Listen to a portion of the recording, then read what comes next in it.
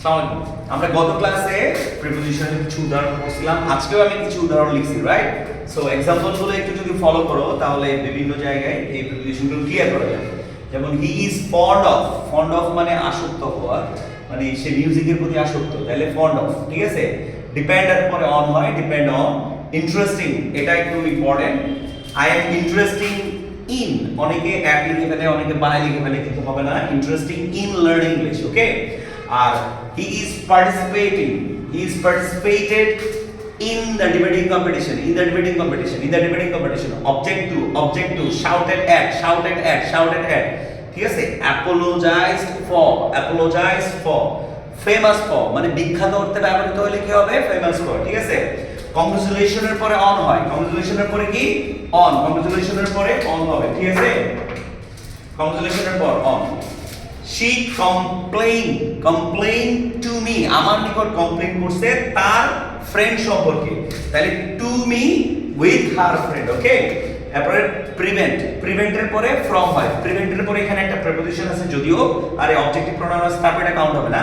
Prevented from insisted on হয়, insisted of হয়। Insisted on অর্থ হচ্ছে জোর প্রদান করা বা বিস্তার করা, প্রভাব বিস্তার করা, কিন্তু এটা তো প্রভাব বিস্তার করা বোঝায় না। হি ইনসিস্টেড অফ গোইং, ঠিক আছে? এরকম অর্থে ব্যবহৃত। Listen to, belong to, capable of, appropriate.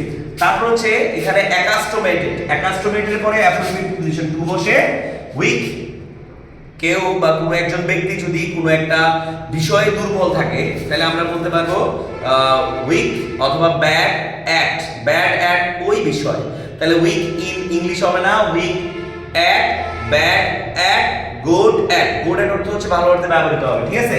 Sure of, ঠিক আছে? গ্রেটফুল টু, ডিলস ইন, তাহলে ডিলস ইন অর্থ হচ্ছে বাস করা অর্থে বোঝায়, আর ডিলস উইথ ব্যবসা বাণিজ্য বা ওরকম ক্ষেত্রে ব্যবহৃত হয়।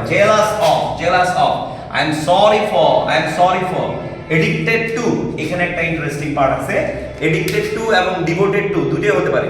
এডিক্টেড টু হচ্ছে যে খারাপ কাজে আসক্ত হওয়া, ডিভোটেড টু হচ্ছে ভালো কাজে আসক্ত হওয়ার অর্থে ব্যবহৃত হবে। তারপরে confident of, junior, senior, ulterior, exterior, minor, major, prior, superior, এই সকল ল্যাটিন অ্যাডজেক্টিভগুলোর উপরে কি বসে?